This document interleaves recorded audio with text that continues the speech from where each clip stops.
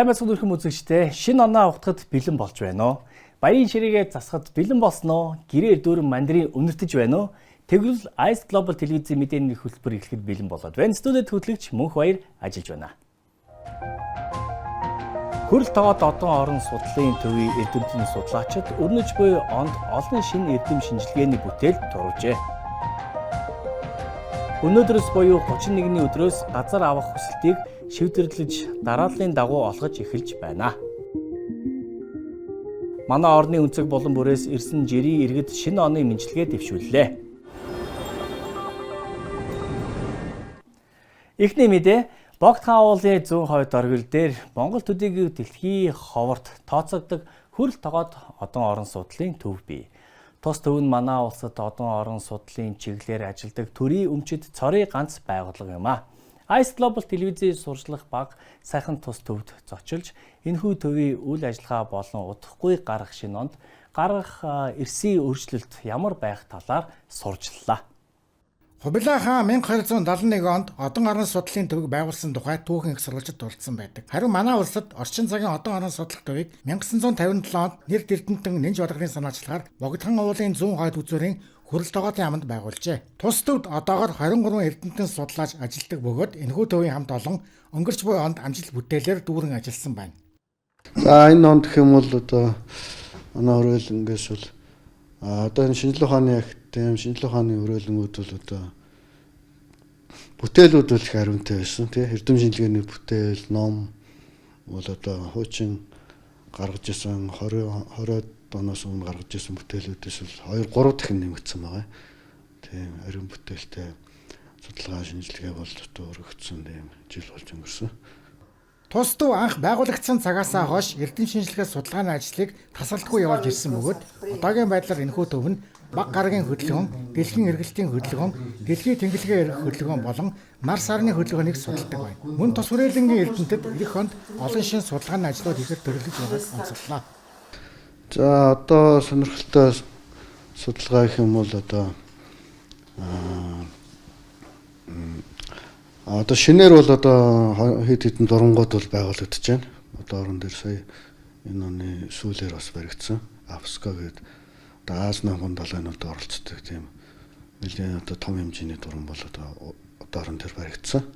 За энэгээр бол бид нар одоо тэгээд олон улстай хамтраад одоо баг гараг сонсрын хог хаягдaltaй нарны аймгийн биетүүд тийм хөдөлгөөнийг одоо дэлхийд аюул учруулж болцсогүй тийм биетүүдийг бас жижиг объектуудыг судлах тийм боломжтой болж байгаа. Сүүлийн шинэ төхөөрөмжөөр за тэгээд одоо дата центр байгуулад тэргээрээ судалгаа хийх тийм боломжтой болж байгаа. Тус төвийн судлаачийн хэлж байгаагаар эх хонд гараг эрхсүүд авахцах үзэгдлүүд болох бөгөөд бархас байд гараг манай дэлхийд ойртон ирж харин санчир гараг дэлхийгээс холно гэдгийг өгүүлж байна. Мөн эх хонд солирын бурааны үзэгдэл болно гэдгийг онцоллоо. Түүнчлэн тус төв нь Оросын албаны улсын шинжлэх ухааны академийн Кельтшин нэрмжид хавсраг математикийн хүрээлэндээ хамтран ажиглалтын цэг байгуулсан бөгөөд энэхүү ажиглалтын цэгийг сансрын хог хаягдал болон дэлхийн орчмын жижиг биетүүд буюу баг гаргуудыг ажиглах зорилтоор байгуулжээ. За манай энэ төсөл бол Оросын албаны улсын шинжлэх ухааны академийн Кельтшин нэрмжид хавсраг математикийн хүрээлэнгээс анх зохион байгуулж үүссэн нэг төслийн нэг ажиглалтын цэг гэж явдаг. Тэгээд энэ бол олон улсын төсөл гэж явдаг. Маш олон оронд дурангуудаа тавьсан байдаг. Одоо Улаанбаатар дахь энэ хоёр дуран бол нэг нь бол ингээд сансрын хог хаягдал бол байнга ажигладаг. Нөгөөх нь болохоор дэлхийн орчмын жижиг биетүүд буюу баг гараг астероидууд ажиглана. Тэгээд сансрын GRB цэцрэг ажигладаг юм байна. Мөн тус төв нь хөрөл тоогоод эрдэм шинжилгээний хурлыг жил бүр зохион байгуулдаг бөгөөд өнгөрсөн хугацаанд нийт 140 гаруй залуу эрдэмтэнд стипенд олгож Монгол улсын шинжлэх ухаанд зохих хөв нэмрээ оруулсаар байна. Жанчуудас Баттарч, Евгений Павлов, профессор Маралма, Ice Global. Эрхэм үзэгчдээ та бүхэнд цөөн хоригны мэдээг хүргье. Өнөөдрөөс иргэдийн газар авах хүсэлтийг шийдвэрлэж дарааллын дагуу олгож эхэлнэ. Шинэ оныг шатхууны дутагдaltaгүй өгтөнө. 2026 оны аялал жуулчлалын нэгдсэн цаглбар гарлаа. Төв цэнгэлдэг хүрээлэнд мөрөөдлийн мөсөн цэнгэлдэг 2025 хамгийн том мөсөн талбай ажиллаж байна. Улаанүд хотод уламжлалт, амлалтын үйлт болно. Брэдэд Jingle Bells дуу Монгол техно хэлбэрээр дуулсан нь түг нь дэлгэрээд байна. Ice Global-ийн цөөн хормын мэдээ эхэлж байна.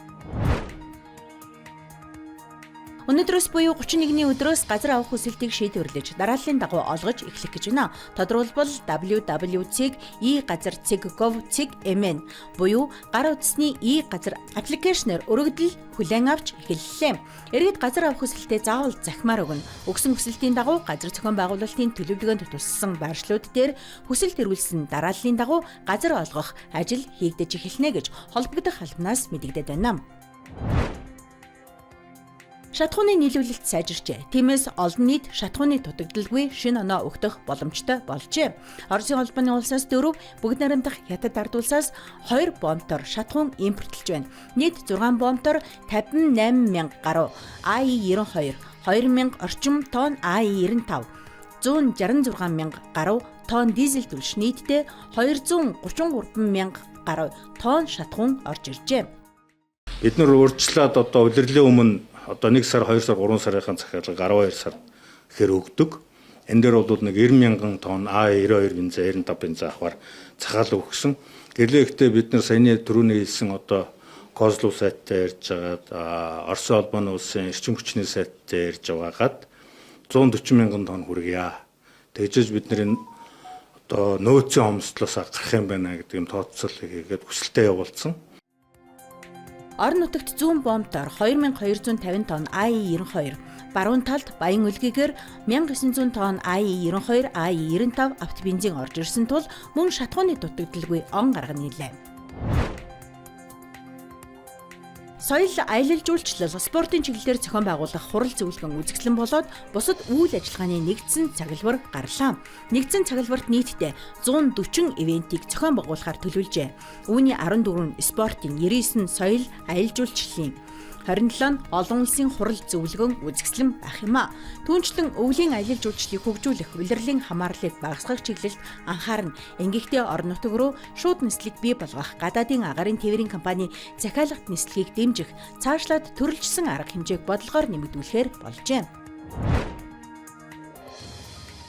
Төв цэнгэлдэх хүрээлэнд мөрөөдлийн мөсөн цэнгэлдэх 2025 задгаа талбай хамгийн том мөсөн гулгалтын талбай бий болоод байна. Засан уул, чарга болон тишүүрээр гулгах бүс гээд амрах, духлах орчин, халуун ундаа үйлчлэгээний цэг зэргийг гэрэлтүүлэх болон холбогдох тоноглолын хамтаар зохицоор нь шийдсэн байна. Төв цэнгэлдэх хүрээлэн нь зөвхөн том үйл ажиллагааг зохион байгуулдаг талбай бус. Өдөр тутмын амьдралд ойр, улирал харгалзахгүй ашиглаж болох орон зай байх ёстой.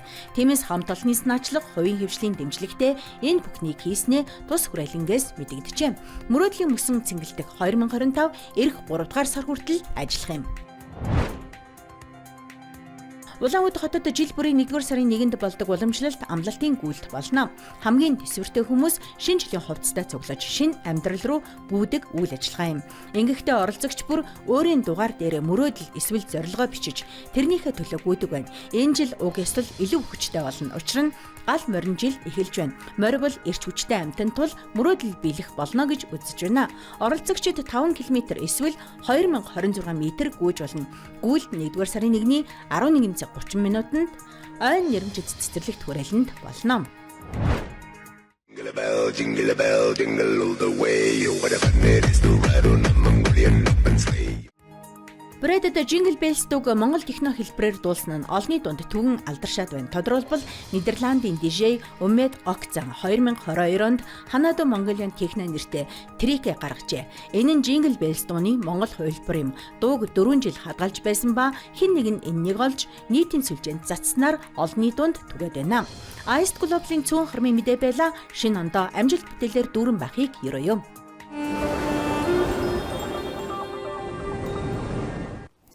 Удахгүй хуучаан солигдож шинэ жил айлчлан ирнэ. Энэ удаад Монгол орны өнцөг болон бүрээс нийслэл хотынхаа төв талбайд хөрөлцөн ирсэн жирийн иргэд манай телевизээр дамжуулан Монголын ард түмэн болон ах дүү төрөл садан хамт олон зориулж шинэ оны мэндчилгээ дэвшүүллээ.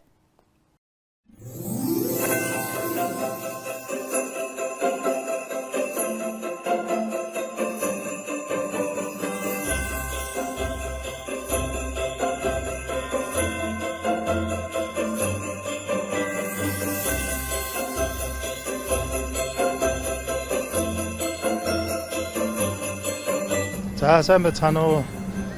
Өнөөдөр Сүхбаатарын талбай дээр гарч ирлээ. Маш сайхан байлаа. За тэгээд 2026 онд Монголын ард түмэн сайхан одоо юу гэдэг стрессгүй сайхан амьдарч бүх юмыг одоо сайхан гэж бодож байгаарай. За баярлалаа.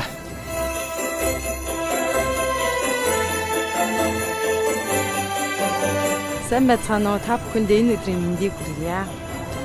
За ирж би шинэ ондоо хайртай дотныхан гэр бүл хамт олон найз нөхөд хамаатан садан та бүхэндээ ирж би 2025-аас 2026 оны шинэ жилийн баярын мэндийг өргөн төвшүүлж байна.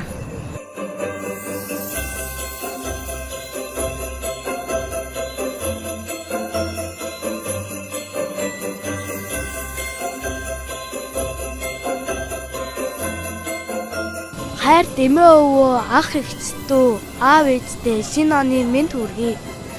Та нар маань шинэ жилээ сайхан ухтаарай.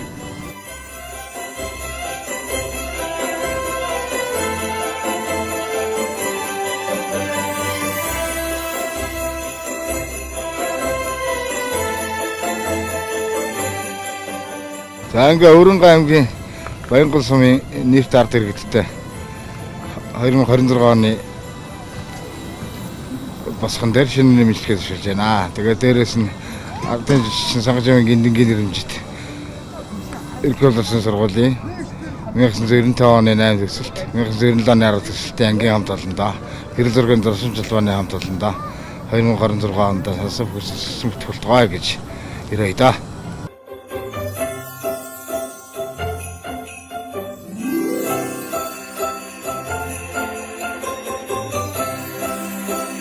Ах トゥ нартай бүгдэнд нь шинэ оны мэнд хүргье. Сайхан баярлцгаагаарай.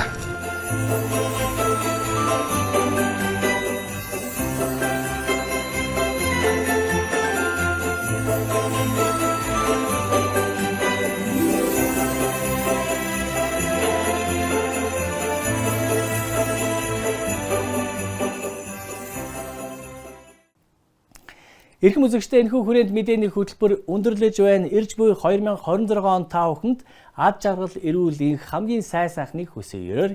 Гэр бүлэрээ оноо сайхан ухтаараа хөтлөгч мөнх хоёр та бүхэндээ байлаа. Дараа жил дахин уулзцгаая. Баярлалаа. Баяртай.